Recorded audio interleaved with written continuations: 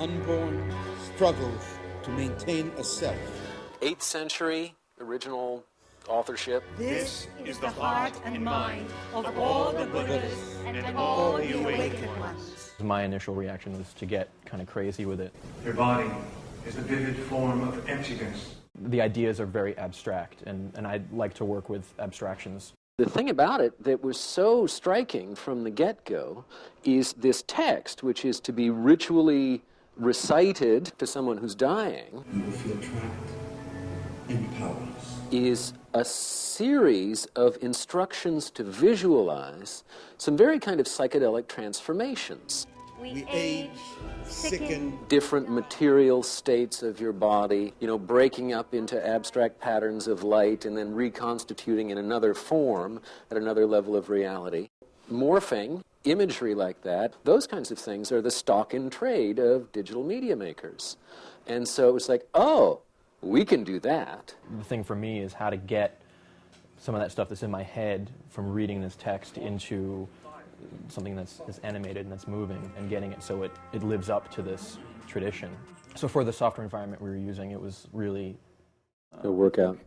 This was modeled in a traditional workflow with Maya, so statues and artifacts of the tradition were used to kind of accurately represent in 3D the shape of Buddha Vairocana and his consort and retinue. Maya imported some of the imagery and kind of extruded and created the shapes according to the text. And what that text is about is you are dying, and now if things go really, really well, you will achieve enlightenment. If in extremis you fail to reach enlightenment, then you move into the bardo, which means intermediary state of reality, which is where you have these very psychedelic visions of peaceful and wrathful deities, and then you get another shot at it. I wake alone, groundless and without refuge. I do not know who or what or where I am.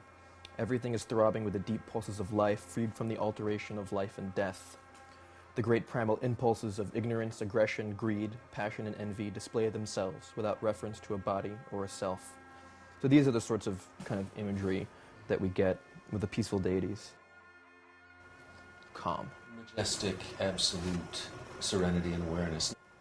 I mean, one of the things to understand about this is that they're making love while this is happening, so to speak. That's part of that state of consciousness. And so the business of how her hands hover over his back, of how the sort of implicit psychological relationship between the two figures, which are, in the first instance, read as, sculpture, but there's something going on there. And so when we come up in between and under them on the red, that's a very different feeling than how they turn and relate and touch and don't touch and look at each other and look past each other and through each other as the thing unfolds. And one of the other technically limiting factors is that Jitter is not a game engine in the sense that there's a lot of things that we weren't able to do with the amount of time that we had, things like animation. So we had to be very conscious of treating the scene as cinema and not as we can go in and animate these characters. Some of the other scenes, when you see the wrathful deities, we had to use a lot of tricks and techniques to convey a different sort of feeling with similar models. So how do you get a feeling of fear, these licking flames and thundering clouds and boiling blood and all these really fun imagery? This is actually a modification of one of the patches we used for the Tiglis sequence, where you kind of see the true essence of reality. So this is an audio-reactive version of some of the patches and the materials that we used.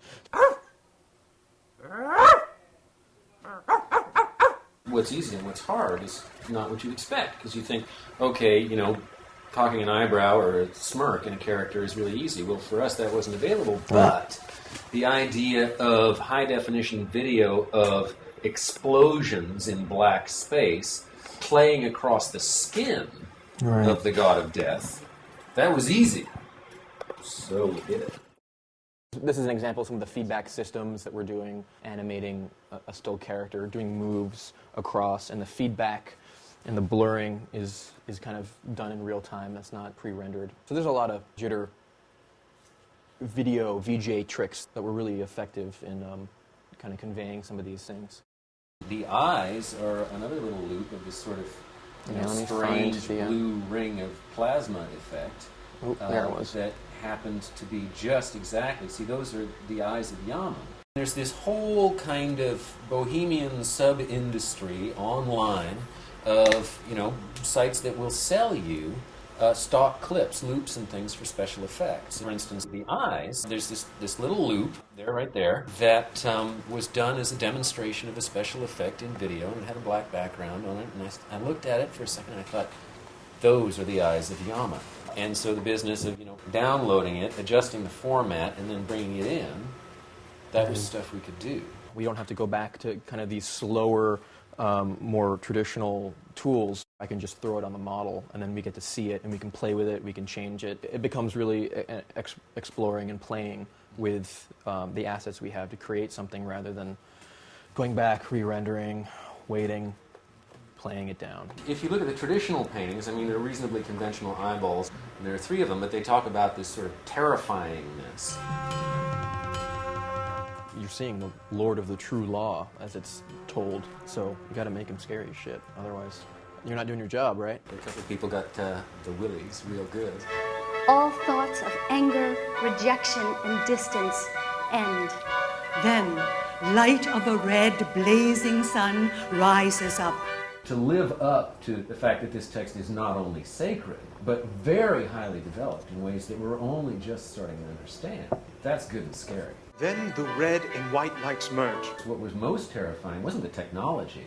It was, okay, we know how to make all this stuff go and do really cool things, but we're now sorcerers' apprentices messing with a tradition that is very elaborate, very mature, very refined, that's made for real grown-ups.